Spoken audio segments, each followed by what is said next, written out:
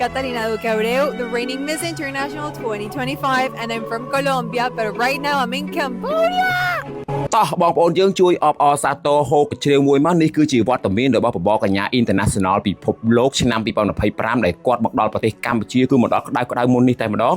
ដែលមានការអមដំណើរដោយសុគាគីមឡាងដែលជាបេក្ខភាព Miss International Cambodia ឆ្នាំ2026បងប្អូនមានមោទនភាពនៅពេលដែលឃើញអន្តរជាតិដែលជាតំណាងបបកញ្ញាពិភពលោកបានមកពាក់កម្មាខ្មែរពាក់កម្រងការខ្មែរដែលបង្ហាញពីអត្តសញ្ញាណរបស់ជាតិយើងហើយសំខាន់គឺថាគាត់បាននិយាយ alert ពី Cambodia នៅពលិយន្តហោះរបស់យើងបងប្អូនមានមោទនភាពបាទនេះគឺជាពេលវេលាដ៏មានក្តីសុខបំផុតរបស់សុគាគីមឡាងរបស់ Miss International Cambodia ឆ្នាំ2026គឺកូនអានដែលគាត់នឹងត្រូវពាក់មកុដនៅក្នុងពេលវេលាបន្តិចទៀតនេះដែលជាការរៀបចំដោយលោកអង្គញាបាទចិនសំណាងអគ្គនាយកក៏ដូចជាថៅកែហាងពេជ្រ CCNJ ផ្ទាល់តែម្ដងបាទអញ្ចឹងសម្រាប់បងប្អូនយើងយល់ឃើញយ៉ាងម៉េចដែរចំពោះរូបភាពមួយនេះបាទសម្រាប់ខ្ញុំគឺខ្ញុំមានក្តីសុខជំនួសគាត់មែនតើបាទនេះគឺជាក្តីសម័យរបស់កូនអានដែលកូនអានគាត់ធ្លាប់មានក្តីសម័យចង់ខ្លាយជាបេក្ខភាពតំណាងឲ្យកម្ពុជានឹងយូរមកហើយតែគាត់អាចមានឱកាសទេសូម្បីតែគាត់ព្យាយាមទៅប្រកួតប្រជែងក្នុងកម្មវិធី Miss Universe ដើម្បីបញ្ចេញសម្លេងនៃសមត្ថភាពឲ្យគេជ្រើសខ្លាយទៅជាម្ចាស់មកុដក៏គាត់បែរជាអត់បានសេចក្តីសម្រេចដែរតែឥឡូវនេះគាត់បែរជាមកសម្រេចតាមរយៈការជ្រើសរើសរបស់លោកអង្គញាចិនសំណាងរបស់ម្ចាស់ហាងពេជ្រ CCNJ ផ្ទាល់តែម្ដងបងប្អូនឃើញគាត់កាន់មកុដប្រកបដោយស្នាមញញឹមមានក្តីសុខហើយមានក្តីសុខខ្លាំងណាស់បាទអញ្ចឹងអ្វីដែលលោកអ្នកបានឃើញនេះគឺជាអ្វីមួយដែលបានគេថា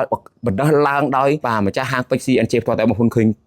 រូបភាពរបស់គាត់ទេបាទសុគាគីមឡាងគេថាបានអង្គុយក្រុងពេលីរៀបចំពិធីពេលព្រឹកមិញថាគាត់មានក្តីសុខខ្លាំងមែនទែនដែលជាមនុស្សស្រីដែលគាត់ធ្លាប់ចូលរួមព្រឹត្តិការណ៍ធំៗច្រើនហើយប៉ុន្តែនេះអាចថាជាព្រឹត្តិការណ៍ប្រវត្តិសាស្ត្រសម្រាប់ជីវិតរបស់គាត់ដែលគាត់ត្រូវបានលោកអង្គញាចិនសំណាងប្រកាសតែងតាំងជា Miss International Cambodia ឆ្នាំ2021អ្វីដែលអស្ចារ្យខ្លាំងបំផុតគឺថាលោកអង្គញាចិនសំណាងបានចាយកញ្ចប់ទៅកាន់គណៈកម្មការទៅកាន់អ្នករៀបចំកម្មវិធី Miss International ដោយយកបបកញ្ញាអន្តរជាតិឲ្យមកបំពាក់មកុដឲ្យនាងដោយផ្ទាល់ឲ្យមកបំពាក់ឈៀងឲ្យនាងដោយផ្ទាល់ហើយអ្វីដែលសំខាន់គឺថាពិធីនៅថ្ងៃទី9កក្កដាឆ្នាំ2026នេះគឺថាអាចនិយាយបានថានឹងផ្ទុះក៏ក្រៅតែម្ដងត្បិតតែមិនទាន់មកដល់មែនតែឃើញ fan មានការចាប់អារម្មណ៍ខ្លាំងទេដោយសារជាពិធីមួយដែលអាចចាត់ថាជាជំនួបដ៏ធំដោយតែខ្ញុំបានអត្ថាធិប្បាយប្រហែលវីដេអូកន្លងមកគឺថាជាជំនួបដ៏ធំដែលជាព្រឹត្តិការណ៍ដ៏អស្ចារ្យនិយាយឆាប់ព្រឹត្តិការណ៍មួយនេះគឺជាព្រឹត្តិការណ៍ដ៏មានអត្ថន័យមានខ្លឹមសារសឹងថាទុកជាការចងចាំមួយរបស់សុគាគីមឡាងរបស់កូនអាននឹងខ្លាំងមែនទែនបងប្អូនបាទអញ្ចឹងអ្វីដែលជា fan អ្វីដែលជាអ្នកដែលបានឃើញស្នាមញញឹមរបស់សុគាគីមឡាងគឺអត់មានតែជាការអរគុណដល់លោកអង្គញាចិនសំណាងរបស់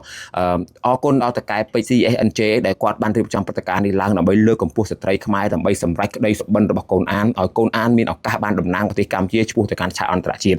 ហើយបងប្អូនយើងឃើញហើយព្រឹត្តិការណ៍ដែលគាត់បានកំពុងតែចូលរួមនេះអាចនិយាយបានថាវាធំជាងការប្រកួតរបស់គាត់នាពេលកន្លងមកថាគាត់បានប្រកួតប្រជែងបង្ហាញសមត្ថភាពប៉ុន្តែក៏មិនមែនជាព្រឹត្តិការណ៍មួយដែលលើកកូនអានឲ្យដល់ចំណុចកំពូលដោយដែលលោកអ្នកបានឃើញដែរតែព្រឹត្តិការណ៍មួយនេះអាច